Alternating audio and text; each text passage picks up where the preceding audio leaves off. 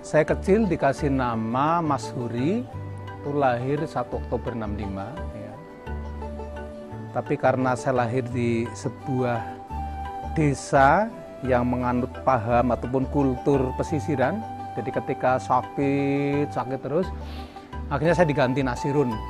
Mungkin Nasirun tapi itu nama karena mungkin dari sakit sembuh kan kira-kira. Tanpa disadari imajinasi kita kan terframe kan, terframe. Jadi saya kira pendidikan itu yang di frame, yang kebudayaan yang saya kira menjadi riset. Ibu saya awalnya lebih ke penganut paham Sunda Wiwitan seperti kejawen itu. Dan ini menarik artinya bahwa bakat saya ini diwariskan dua. Jadi satu adalah bagaimana almarhum memberikan satu fondasi awal untuk tetap tertib, lalu istiqomah, lalu saya diajari tepat waktu. Tapi dari ibu saya justru dongeng-dongeng masa kecil saya lah yang tentang mistik itu sadar sekarang. Jadi rupa karyanya jelas, ya, artefak ini ada. Lalu apa? Yang kedua adalah karya saya juga bisa terapresiasi oleh publik masyarakat umum. Moga-moga di situ ada ujungnya, ada nilai edukasi.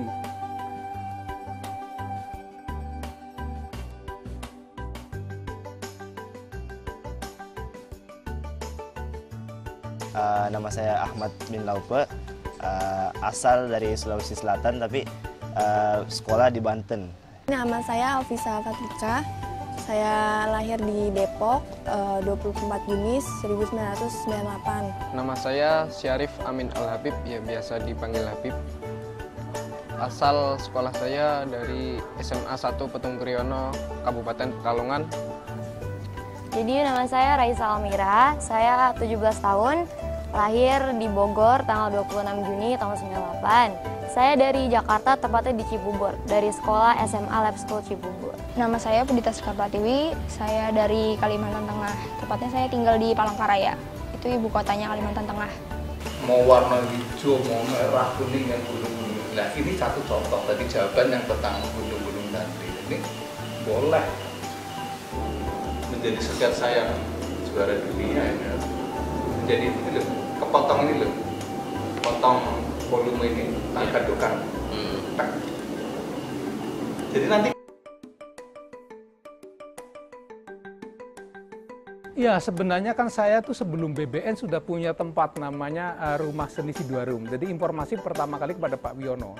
Jadi sebenarnya sebelum BBN 10 tahun yang lalu ini sudah biasa menjadi kunjungan, ada pembelajaran anak-anak, bahkan ada dari universitas-universitas ini.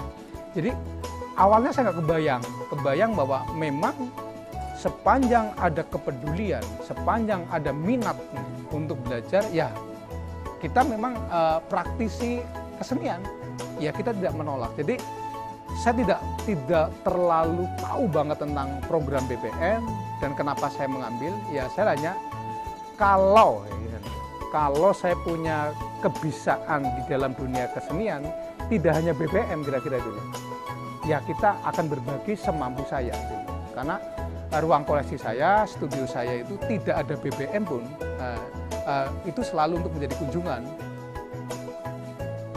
Pesan biasanya dari Pak Afandi itu untuk kita semua ini adalah kita bisa melestarikan yang namanya semua objek wisata yang ada di seluruh Indonesia, di mana ada juga yang bertempat.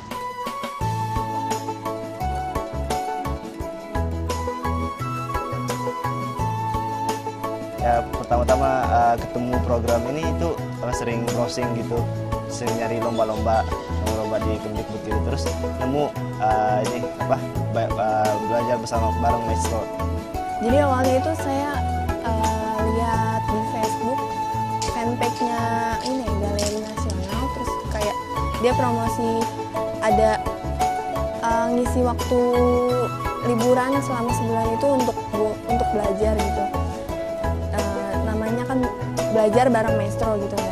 Saya tertarik karena di sana itu tentang seni gitu. Saya kan suka seni. Dari awal itu masuk dari BBM, saya tahu dari ayah.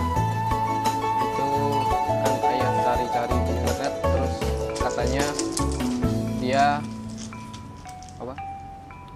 dapat informasi kalau ada itu event BBM belajar bersama maestro. Terus saya dipanggil, suruh ngisi formulir pendaftaran itu, terus sama suruh memfoto hasil karya untuk dikirim. Jadi pertama-tama saya kan ada line tuh, terus di home line-nya itu guru saya ngepost ada ini, acara ini. Terus saya ke websitenya kan, tapi NISN saya belum terdaftar, jadi saya nggak bisa login. Udah panik tuh, saya udah nelpon SD, SMP, udah panik sendiri, tapi masih nggak ada hasil kan. Terus akhirnya sekolah saya ada tiga anak yang diperwacarakan sama dididik, jadi 3. Kita nekat, kita ngirim portfolio lewat mail, jadi kita buat ada foto-foto karya kita, video, semuanya, recording, semua dimasukin paket, dikirim. Saya tahu BBM itu dari SMS. Saya dulu pernah ikut salah satu event dari Kemdikbud, namanya FLS 2N, itu festival lomba seni untuk siswa. Jadi yang dulu peserta FLS 2N itu diundang kembali, cuman programnya namanya BBM ini. Jadi kita yang dulu pernah ikut FLS 2N itu juga diundang gitu untuk segera mendaftar di BBM ini.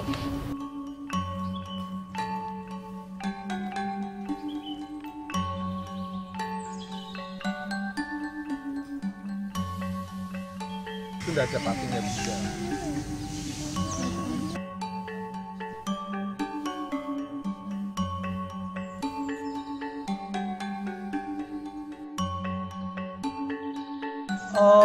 Dengan 10 hari ini saya sama sekali tidak punya metode untuk menjadi pelukis. Tapi 10 hari ini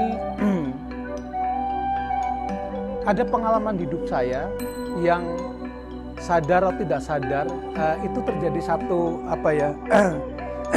satu pertemuan, satu gesekan. Ini hanya ujung-ujungnya saja. Jadi ada yang memang ada anak dari Rumah Seni Sidoarum yang di lapangan. Mungkin dia akan langsung merasakan bagaimana nyeket di Taman Sari. Tapi bagi saya mungkin bukan seperti itu. Jadi mungkin saya setelah anak-anak ini rileks, saya akan memberikan satu rangsangan. Kan sebenarnya kesenian ini kan ada, kalau istilah saya ada kegondrongan ide, sesuatu yang imajiner dulu, sesuatu yang kayak kosong. Makanya anak ini hanya kesentuh sedikit-sedikit. Jadi kesentuh di desain elementer. Ini merasakan indahnya megahnya Borobudur, indahnya sunrise di pagi hari. Anak ini mulai merasakan nikmatnya menggores. Jadi ini hanya apa ya? Hanya ini pergesekan tanpa disadari. Walaupun anak-anak ini juga secara alamiah terangsang juga akhirnya melakukan kerja yang persis saya lakukan. Namanya, ini caranya melukis seperti ini. Tapi ratusan tahun bahkan ribuan tahun yang lalu yang namanya melukis itu adalah ujungnya 2, garis dan warna. Di atas kanvas dan di lukisan.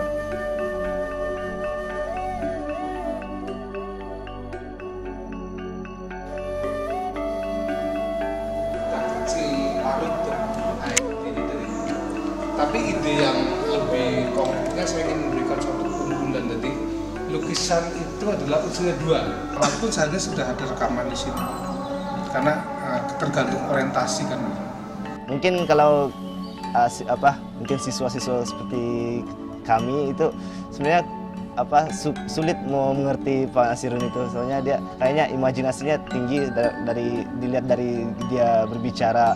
Pelukis yang benar-benar sebenarnya terkenal ya, siapa aja pasti orang Jogja atau orang luar tuh pasti kenal dia, dan dengan keramahannya, rendah hatinya, baik hatinya itu ini banget deh. Terus pola pikirnya yang dia kalau mengerjakan itu dalam sesuatu itu yang maksimal gitu katanya. Jadi Pak Nasrun itu seorang pelukis sangat ngetop, karyanya tuh sangat hebat-hebat. Nggak cuma ngelukis, dia juga bisa carving, terus bisa ngeprint, pokoknya bukan cuma melukis tok gitu kan, bisa ngebatik juga. Terus orangnya tuh unik, suka buat saya ketawa, lucu, buat kami ketawa semua, terus sederhana juga. Nyenengin gitu, ngangenin. Terus bapaknya itu humoris, lucu, nyentrik. Bapaknya itu pernah loh pakai sepatu warna biru gitu, bertali gitu kayak anak muda, lucu. Terus bapaknya suka ketawa-ketawa, suka bersenda gurau sama kita, padahal kita lagi serius-serius gitu. Terus bapaknya bisa nyairin suasana.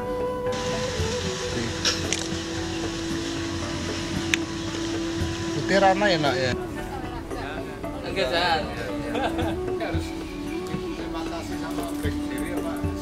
Jadi 9 anak ini kan dari berbagai latar belakang. Saya juga nggak ngerti latar belakangnya. You bisa bayangkan, 9 anak dengan latar belakang yang saya tidak tahu latar belakangnya. 9 anak yang saya tidak tahu perilaku hari-harinya.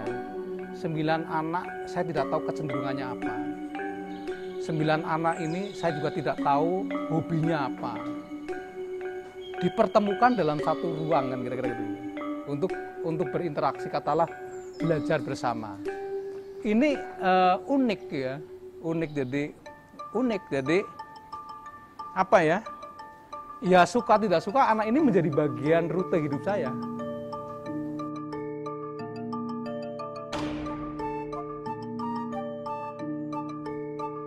sih kayaknya ya, kalau punya cita-cita emang tetap harus jangan cepet mundur gitu, harus terus berjuang dan berusaha sampai dapat apa yang dipengen.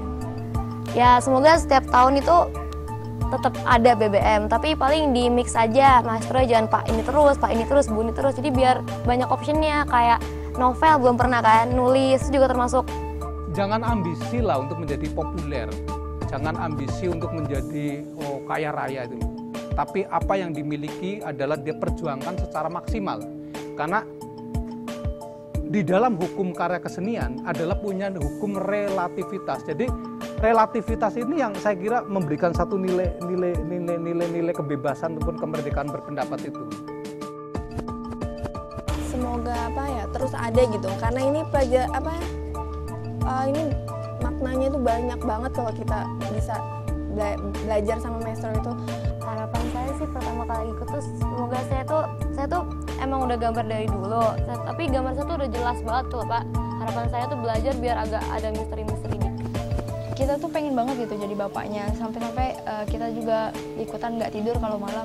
Bapaknya itu tekun kalau ngelukisnya tuh tekun, emang bener-bener dilakonin penuh hati dan nggak setengah-setengah gitu. Menarik. Dan kalau harapan saya kalau ini ada kelanjutannya, ini kan di Jogja, di Surabaya, ini saya kira tidak hanya BBN ini hanya seputar Jogja, Bandung, Surabaya. Kalau untuk kolektivitas anak bangsa ini menjadi bagian dari orang yang peduli terhadap kesenian atau apresiasi yang baik, aku pikir pasti kok di Malang ada Kubu Sarawan, nanti di Surabaya. Jadi Nusantara ini kan jangan hanya pusat-pusat kebudayaan aja.